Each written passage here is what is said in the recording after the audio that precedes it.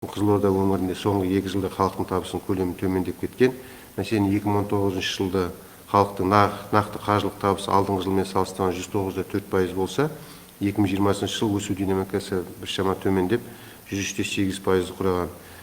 2021 жылы жауапты сала басшылары тарапынан жіберген кемшілік салдарынан біз бұл динамика тіпті төмендеп 99,9%-ды көрсетті. Қазір таңда бұл бағытта нақты шаралар қабылдау үшін жұмыстар жүргізілуде. Соларға атап айтатын болсақ, мектепке дейінгі орта және техникалық және кәсіптік орта біліммен кейінгі білім беру ұйымдарының педагогтерінің лауазым жалақысын 2023 жылдың 1 қаңтарынан бастап 25%-ға ұлғайту қарастырылған. Мемлекет басшысының 2019 2 қыркүйектегі Қазақстан халқына жолдауында алдағы 4 жыл ішінде мұғалімдердің еңбекақысын 2 есе арттыру тапсырмасына сәйкес қазір таңда жылма-жыл білім беру ұйымдарының педагог және педагог мамандарының кеңестің мамандарының жалақысын 25%-ға ұлғаюда. Ағымдағы жылы мұғалімдердің жалақысын ұлғайтуға республика бюджеттен 65,4 миллиард теңге бөлінді.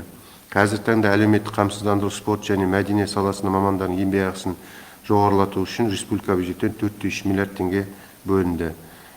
Биылғы жылдан бастап облыс бойынша білім беру ұйымдарының педагогтың медициналық әлеуметтік мекемелерінің үйде қызмет көрсету, жұмыспен қамту орталықтарын басқарушы негізгі персоналдан қызметкерлерін, медицина және фармацевтика қызметкерлерін қоспағанда азаматтық қызметшілердің мемлекеттік бюджет қаражаты есебінен ұсталатын ұйымдардың қызметкерлерінің лауазымдық айлық ақыларын 2 есеге арттыру тапсырылды. Мысалға, биылғы жылға 1,23%-ға, 23 жылға 1,45%, 24 жылға 1,75%-ға, 2025 жылға 2 есеге дейін көтеру тапсырмасы бар. Соған сәйкес жұмыстар жасалуда, бюджеттен тиісті қаржылар келуде.